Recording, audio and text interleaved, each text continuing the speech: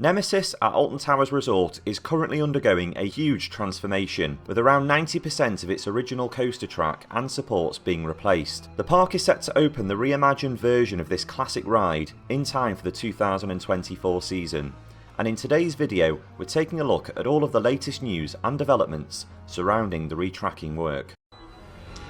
It's a warning.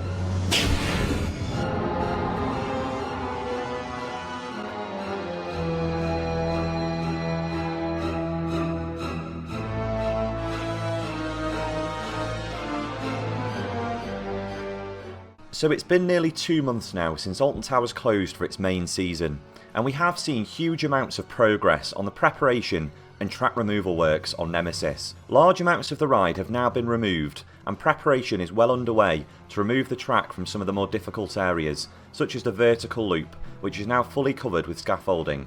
This really is an amazing project to follow, and there is bound to be many more updates over the coming weeks as work really starts to progress on the ride.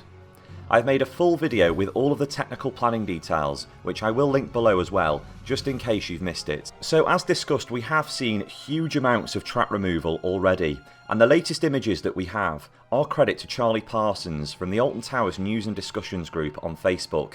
By the way, please give them a follow, as there are some fantastic updates on their page, with many different group members contributing. I'll link the page down below. All you have to do is request to join, and you'll normally get accepted quite quickly. At the moment, as far as we can see on the site, there are 2 main construction pads which have been created to allow the cranes access for the track removal. The first is at the very top of the site, and this area has been here now for many years, and it's usually where cranes access the ride's loop area and lift hill should maintenance be required. However, as you can see, this has been reinforced to carry the weight of the larger crane that we have seen on site recently. There is also a secondary construction pad which has been created in the middle of the existing extended queue line area. In terms of track removal, as you can see, all of the track from the exit of the vertical loop until the final brake run has now been removed, and the helix and the start of the 0G roll have also been removed completely. There really isn't much left to be taken out other than the corkscrew and the sections of track around the loop, and of course the 0G roll itself. As we know, the lift hill and the final brake run are all to be retained as part of the refurbishment, and so we do expect this track to remain in place and simply receive a repaint and possibly new hardware such as magnetic brakes, although we will have to see on this. We do know that the ride's electrical systems are all being overhauled, but we're not 100% sure what the extent of these changes will be at the moment.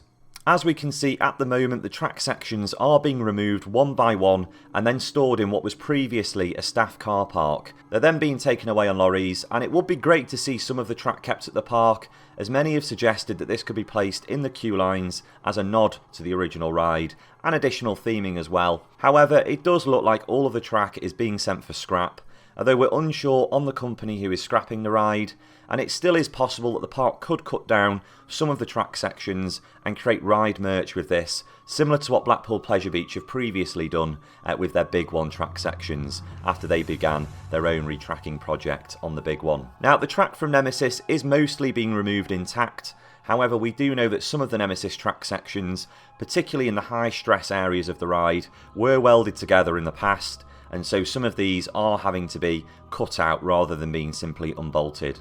We do also believe that the new Nemesis track is now fully fabricated and ready to be painted, as these new photos provided by Google Street View show the track waiting outside the B&M Track Factory in Ohio. I have included the address on screen now, just in case you do want to go and have a gander on Google Maps. The images were taken at some point in November, we're not 100% sure on the date. The actual track itself could now be going through the painting process, it may no longer be there, but yeah, it is great to see, and as I say, we can't 100% confirm that this is the Nemesis track. However, looking at it, it pretty much looks like it is. I can't think of any other rides that it would be for, as B&M don't tend to make rides as intense as what Nemesis was anymore. Some Nemesis fans have been worried since these images emerged, whether or not the ride will retain its original colour.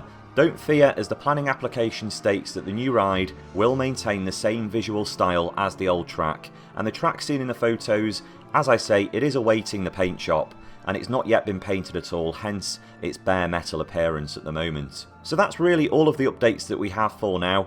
John Wardley has also been quoted as stating that everything that we know and love about the original ride will be maintained, so Nemesis fans do not need to worry. However, we do believe that there will be changes and enhancements to the theming around the ride itself and possibly the station as well. In other related news, the Nemesis Subterra building is still undergoing works, and so it's unclear whether the park plan to reopen the Nemesis Subterra ride for the 2023 season, or if the Subterra building could be used as some sort of Nemesis pre-show building. However, we're not sure at the moment, but we will be keeping a close eye on this as things progress. If you do have any other Nemesis updates or anything that I've missed, please do let me know in the comments down below. And as always, if you did enjoy today's video, please don't forget to subscribe to our channel, and as always, thank you very much for watching.